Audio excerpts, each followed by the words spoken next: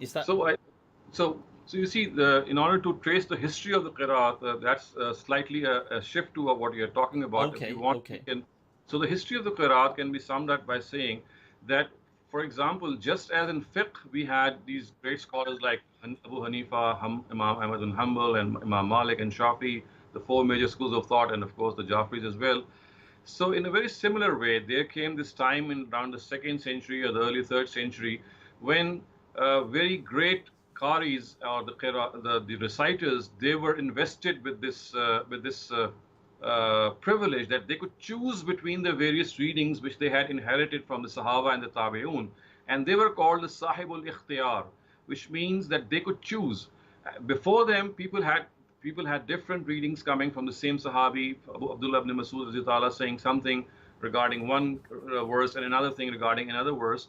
So what happened was in this third century, when these famous seven reciters, which were, as you said, rightly chosen by Abu Bakr ibn Mujahid, they formed a whole system of qiraat in which what they did was that, for example, one person called Nafi, he chose a single reading which amongst many other variations. For example, from Alif Lam Mim to An-Nas, each verse would be having different variations. So he came forward and he set his own criteria and he chose one, or he preferred one variation as a holding preference to all the same for each verse.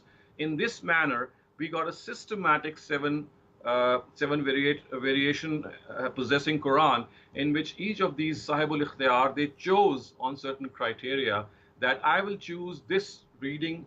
If, for example, if a verse had seven variations or six variations, so typically Imam Nafi would say, okay, I choose one of them, and this is my reason of preference.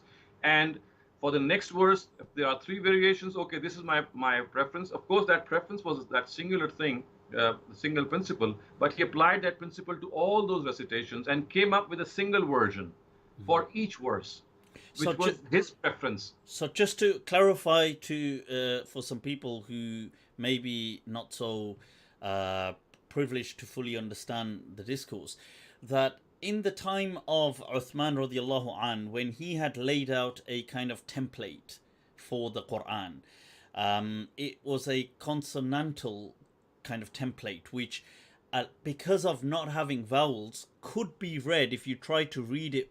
Let's say you could read it in a different way. Like if I, it's not a good example, but like it approximates. Like let's say today text message language, WT would be what, but it could be wit, it could be wet, it could be.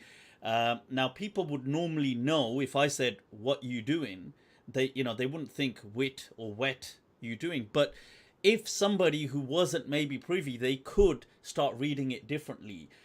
Is this and then people are sometimes inheriting these varied uh, readings by people, and certain people are choosing, they're kind of like saying, well, I'm adopting this part from this person, this part from this person, and they then get quite popular with it. So Nafi as an example, and Asim as an example, Asim ibn Abi Najud, and different people, Hamza and Kasai, these several, but let's say seven, who become really popular, they end up becoming the kind of the vocal piece for a particular select reading.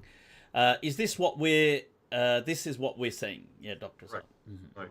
Okay. But here comes the question that, okay, so from these seven, let's say, and there may have been many more that were doing it, but these seven who get popular, you've got